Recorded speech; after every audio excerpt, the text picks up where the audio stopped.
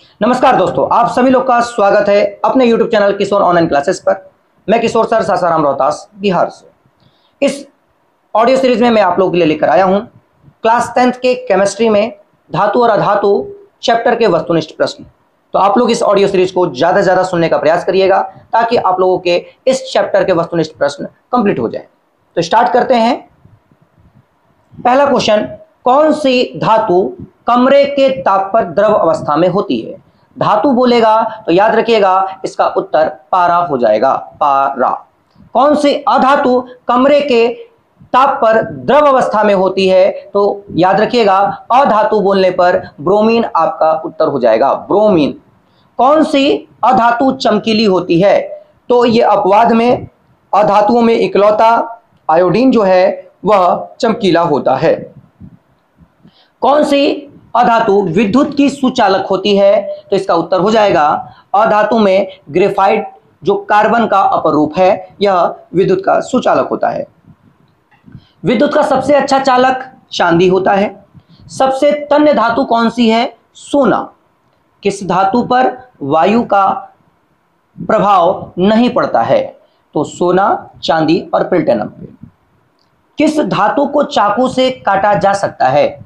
तो इसका उत्तर हो जाएगा सोडियम, पोटेशियम, लिथियम। 1 ग्राम सोने से कितनी लंबी तार खींची जा सकती है? तो इसका उत्तर 2 किलोमीटर हो जाएगा। 100 मिलीग्राम सिल्वर धातु से कितनी लंबी तार खींची जा सकती है? तो इसका उत्तर हो जाएगा 200 मीटर। जब दो परमाणु आपस में इलेक्ट्रॉन साझा करके अष्टक पूरा करते हैं तब उनके बीच में कौन सा बंधन बनता है? तो इसका उत्तर हो जाएगा सहसंयोजी बंध। हाइड्रोजन परमाणु के बीच में कैसा बंध होता है? तो एकल बंध होता है, एकल बंध होता है।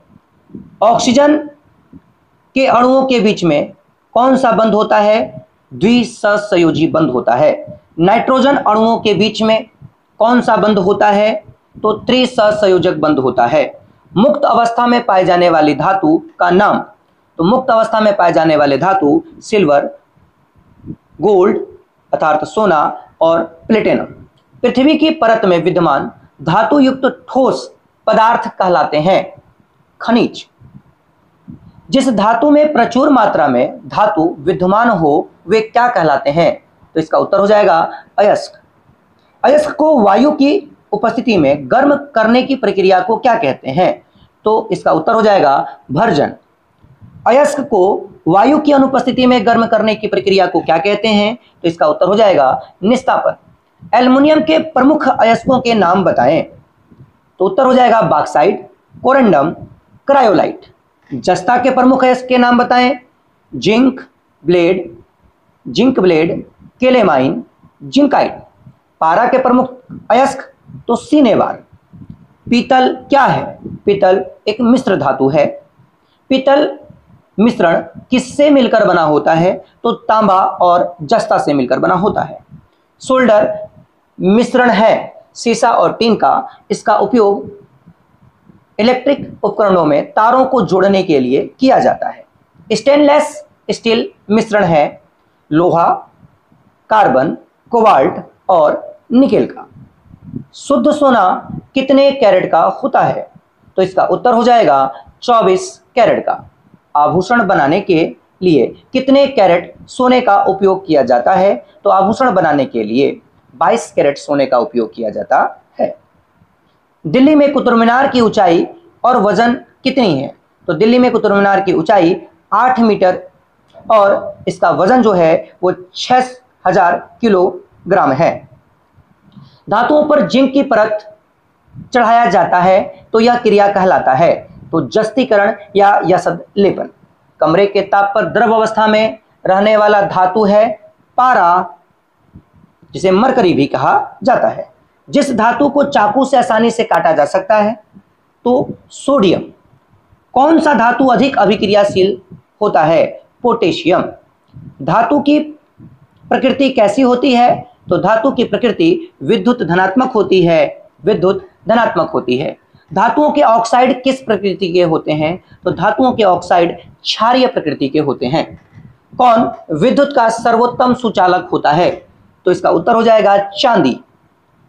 साधारण ताप पर फास्फोरस का अणु सूत्र होता है P4। कौन सा अधातु कमरे के ताप पर द्रवावस्था में होता है? ब्रोमीन। किस धातु को केरोसिन तेल में डुबो के रखते हैं? तो इसका उत्तर हो जाएगा सोडियम। एल्युमिनियम पर मोटी ऑक्साइड की परत बनाने की प्रक्रिया को क्या कहा जाता है? तो इसका उत्तर हो जाएगा एनोडीकरण। कौन सी गैस उत्सर्जित होगी जब धातु जल के साथ अभिक्रिया करती है? तो इसका उत्तर हो जाएगा हाइड्रोजन। मतलब जब हम धातु और जल का अभिक्रिया कराएं तो उसमें से हाइड्रोजन गैस मुक्त होता है। एक्वारेजिया अर्थात अम्लराज में हाइड्रोक्लोरिक अम्ल और नाइट्रिक अम्ल का अनुपात कितना होता है? तो इसका अनुपात होता है 3:1।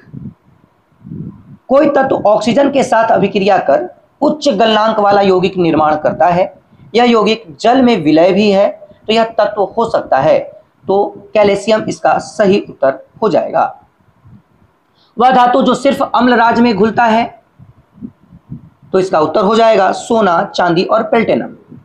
ऐसे तत्व जो इलेक्ट्रॉन को त्याग कर धन आयन बनाते हैं वे कहलाते हैं धातु। ऑक्सीजन की संयोजकता कितनी होती है? तो ऑक्सीजन की संयोजकता 2 होती है।